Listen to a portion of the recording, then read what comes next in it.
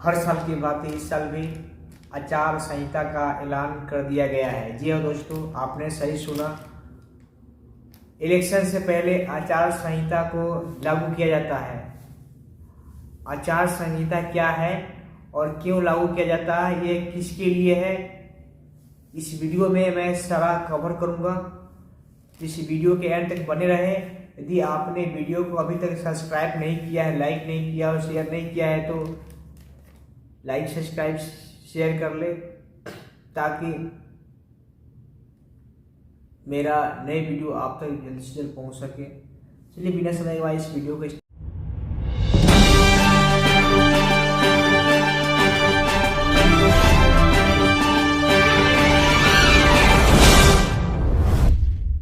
छत्तीसगढ़ समेत देश में होने वाले लोकसभा चुनाव की तारीखों का ऐलान हो गया है। देश भर में 7 चरणों में मतदान होगा और 4 जून को चुनाव परिणाम आएंगे। वहीं बात अगर छत्तीसगढ़ की 11 सीटों की चुनावी तारीख की करें तो प्रदेश में 3 चरणों में मतदान होंगे। तो चलिए जान लेते हैं कि देश भर में आचार संहिता लागू होने के बाद क्या क्या बदलाव होंगे। तो सबसे पहले तो ये कि सरकारी ऐलानों पर बैन कर दिया जाएगा। चुनाव पैनल के दिशा निर्देशों में कहा गया है कि चुनाव का ऐलान होने के बाद मंत्रियों और अन्य अधिकारियों को किसी भी वित्तीय अनुदान की घोषणा करने या उसके वादे करने से रोक लग जाती है। सिविल सेवकों को छोड़कर सरकार से जुड़े किसी भी व्यक्ति पर शिलान्यास करने या योजनाओं को शुरू करने पर रोक लगा दी जाती है। इस दौरान सड़कों के निर्माण, पेयजल सुविधाओं के प्रावधान आदि से संबंधित वादे भी नहीं किए जा सकते हैं। इसके साथ ही अगर आचार संहिता लागू होती है तो अधिकारी कर्मचारियों का ट्रांसफर भी रोक दिया जाएगा। केंद्र सरकार के अधिकारी कर्मचारी चुनाव प्रक्रिया पूरी होने तक चुनाव आयोग के कर्मचारी की तरह काम करते हैं। आचार संहिता में सरकार किसी भी सरकारी अधिकारी या कर्मचारी का ट्रांसफर या पोस्टिंग नहीं कर सकती। अगर किसी अधिकारी का ट्रांसफर या पोस्टिंग जरूरी भी हो तो आयोग की अनुमति लेनी होती है। तो वहीं तीसरा और सबसे बड़ा बदलाव होता है कि सरकारी पैसे का इस्तेमाल कोई भी पार्टी नहीं कर सकती। तो आचार संहिता के दौरान सरकारी पैसे का इस्तेमाल विज्ञापन या जनसंपर्क के लिए नहीं किया जा सकता। अगर पहले से ही ऐसे विज्ञापन चल रहे हों तो उन्हें हटा लिया जाएगा। किसी भी तरह की नई योजना, निर्माण कार्य, उद्घाटन या शिलान्यास नहीं हो सकता। अगर पहले ही कोई काम शुरू हो गया है तो वो जारी रह सकता है। अगर किसी तरह की कोई प्राकृतिक आपदा या महामारी आई तो ऐसे वक्त में सरकार कोई उपाय करना चाहती है तो पहले चुनाव आयोग की अनुमति लेनी होती है।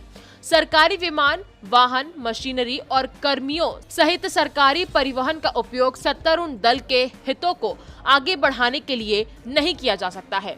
चुनावी बैठकें आयोजित करने के लिए मैदान और फ्लाइट्स के लिए हेलीपैड जैसे सार्वजनिक स्थान समान नियमों और शर्तों पर सभी दलों और उम्मीदवारों के लिए सुलभ होने चाहिए। इसके साथ ही प्रचार प्रसार से जुड़े हर काम में रोक लगा दी जाती है। मंदिर, मस्जिद, चर्च, गुरुद्वारा या किसी भी धार्मिक स्थल का इस्तेमाल चुनाव प्रचार के लिए नहीं किया जा सकता।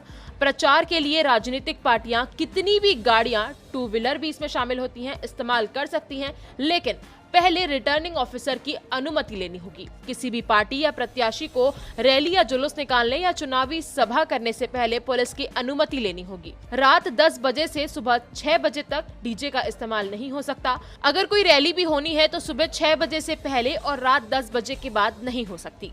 इलेक्शन कमीशन के मुताबिक विश्राम गृहों, डाक बंगलों और अन्य सरकारी आवासों पर सत्तारूढ़ दल या उसके उम्मीदवारों का एकाधिकार नहीं होना चाहिए।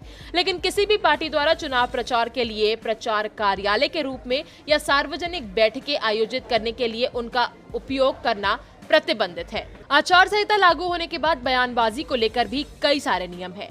जैसे कि कोई भी पार्टी या कैंडिडेट ऐसी किसी भी गतिविधि में शामिल नहीं होगा जो मौजूदा मतभेदों को बढ़ा सकता है या आपसी नफरत पैदा कर सकता है या फिर अलग अलग जातियों और समुदायों, धार्मिक या भाषा के आधार पर लोगों के बीच तनाव पैदा कर सकता है। जब भी कोई दल अपने प्रतिद्वंदी पार्टी की आलोचना करेगा, उनकी नीतियों और कार्यक्रम, पिछले रिकॉर्ड और काम तक ही सीमित रहेगा। पार्टियों और उम्मीदवारों को निजी जीवन के उन सभी पहलुओं की आलोचना से बचना चाहिए जो अन्य पार्टियों के नेताओं या कार्यकर्ताओं की सार्वजनिक गतिविधियों से जुड़े नहीं हैं। असत्यापित आरोपों के आधार पर अन्य दलों या उनके कार्यकर्ताओं की आलोचना से बचना चाहिए। तो चलिए अब ये जान लेते हैं कि अगर आचार संहिता का उल्लंघन किया जाता है तो फिर क्या होगा। तो अगर कोई भी प्रत्याशी आचार संहिता का उल्लंघन करता है तो उसके प्रचार करने पर रोक लगाई जा सकती है। आचार संहिता का उल्लंघन करने पर प्रत्याशी के खिलाफ आपराधिक मुकदमा दर्ज किया जा सकता है। इतना ही नहीं, जेल जाने का प्रावधान भी है। इसके अलावा इलेक्शन कमीशन के पास 1968 के चुनाव चिन्ह यानी कि आरक्षण और आवंटन आदेश के पैराग्राफ 16A के तहत किसी पार्टी की मान्यता को निलंबित करने या वापस लेने का अधिकार भी शामिल है। तो ये थे कुछ पॉइंट्स जिससे हमने आपको ये समझाने की कोशिश की है कि अगर आचार संहिता लागू हो जाती है तो देश में क्या क्या बदलाव हो सकते हैं। तो अगर आपको ये वीडियो पसंद आया हो तो इसे लाइक और शेयर जरूर करें और हमारे चैनल खबर विभाग को सब्सक्राइब करना ना भूलें।